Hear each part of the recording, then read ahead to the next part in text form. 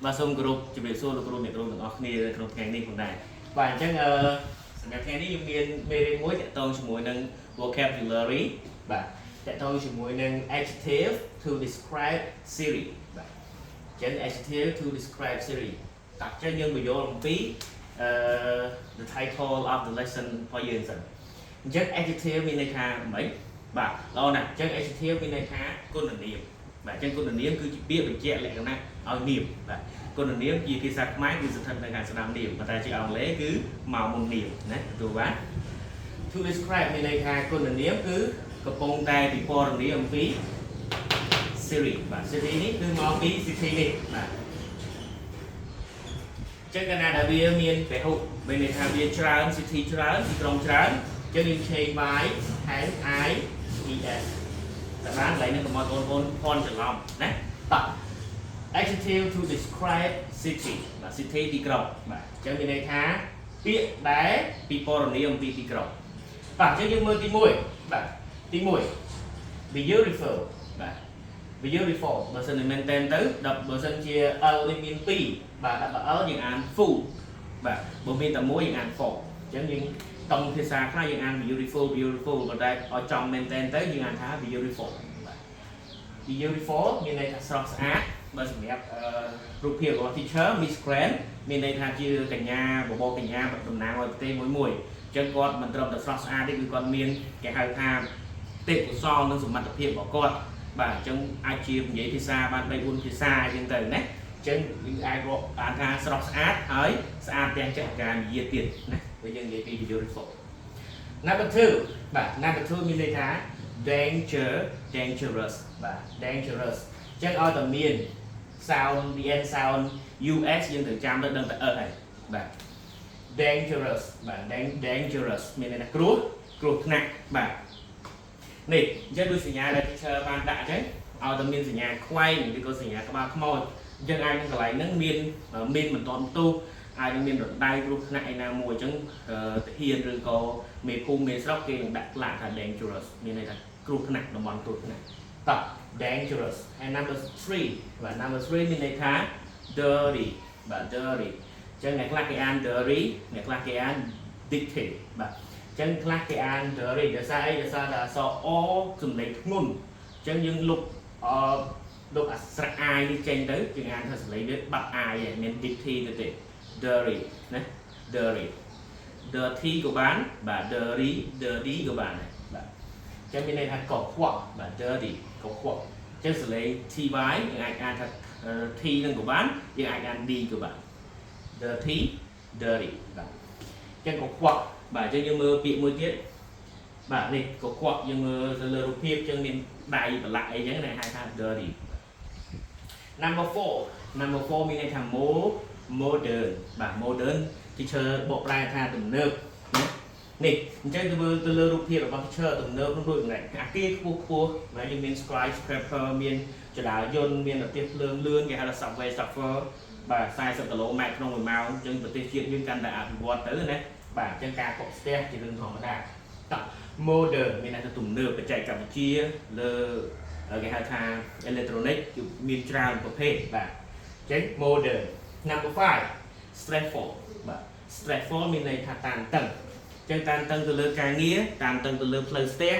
បាទក៏យើងអាចរកបានថាជា stressful បាទនេះអញ្ចឹងអូការងារគាត់ច្រើនណាស់អញ្ចឹងគាត់មើលគាត់ស្មុគស្មាញទេបាទគាត់តានតឹងជាមួយនឹងការងាររបស់គាត់បើដល់ខ្ញុំបើកឡានទៅស្ទះផ្លូវឲ្យខ្ញុំតានតឹងជាមួយផ្លូវមែនតើអញ្ចឹងយើងអាចថា stressful បាទ number 6បាទ number 6 teacher មានពាក្យ clean បាទ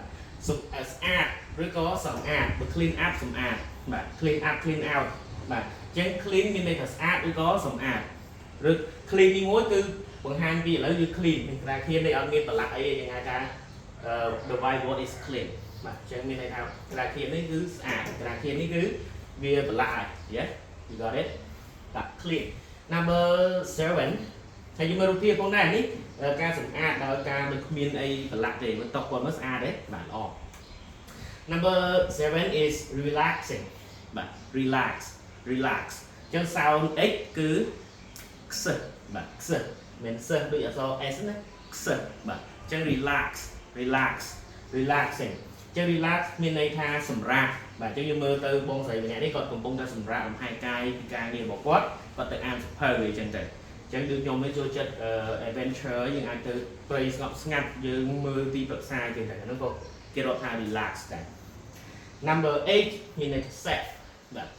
safe ចឹង FE F ឲ្យតែមាន S 8មាត់បាទថ្មិញលើប៉ះ8មាត់ក្រោមបាទ safe ចឹង safe មានន័យថាសុវត្ថិភាពបាទចឹងលោកឧទាហរណ៍មានអលង្ការបាទមានខ្សែកមានលុយ 4-5 ម៉ឺនដុល្លារបើខ្ញុំអត់មានទូដៃទេអត់សុវត្ថិភាពទេអាចនឹងចោលគាត់ងាយយកងាយអីចឹងទៅហើយឬក៏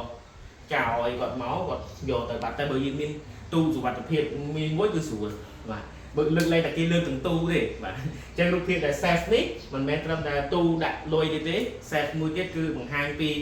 ទំនាក់ទំនងដែលយើងមាន safety មួយគាត់អត់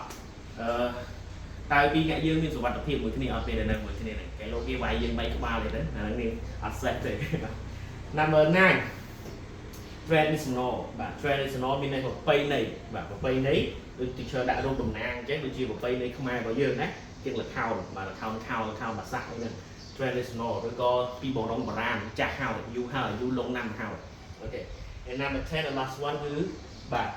ugly បាទ ugly មានន័យថាអាក្រក់មិនក៏ខ្វក់ដូចដៃដូចយើងអាន dirty នេះណាបាទ ugly មានន័យថាក៏ក្រក់ចឹងយើងមើលសំទោសអាក្រក់ចឹងយើងមើលត្រីនេះមើលរូបរាងគេត្រីគេស្អាតដល់7 8ពណ៌ព្រោះត្រីនេះមើលទៅដូចអត់ស្អាតទៅថ្មិញទៅដូចបិសាចអញ្ចឹងណាហៅថា ugly បាទចឹងអាក្រក់ឥឡូវយើងមើលទៅលើ write the opposite word បាទចឹងពាក្យទាំង10នេះយើងចេះអស់ហើយឥឡូវយើងមើលពាក្យម្ដងទៀតទី1 beautiful ស្រស់ស្អាត number 2 dangerous គ្រោះថ្នាក់ number 3 dirty កខ្វក់ number 4 modern ទំនើប number 5 stressful តានតឹង number 6 clean ឬក៏ clean out មានន័យស្អាតឬក៏សម្អាត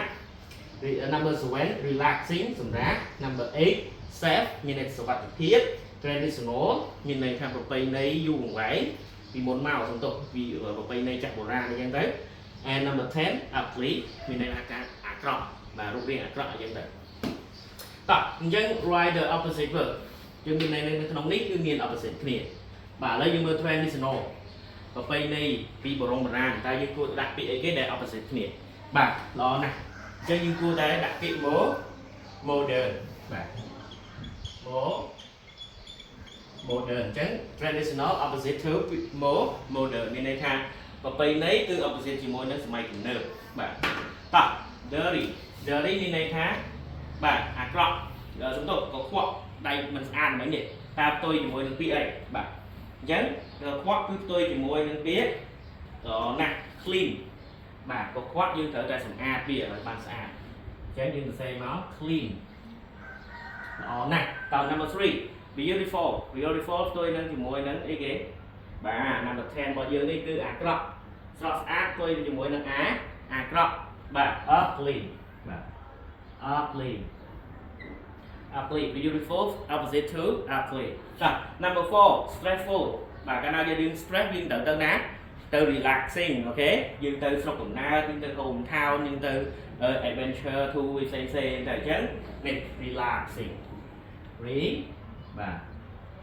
relaxing A H I N G បាទ stressful opposite to relaxing តោះ and the last one number 5 dangerous គ្រោះថ្នាក់គឺគ្រោះថ្នាក់ខ្លាំងណាស់តំបន់ហ្នឹងអញ្ចឹងយើងទៅតំបន់ដែរសុវត្ថិភាពគឺបាទគឺ safe បាទ safe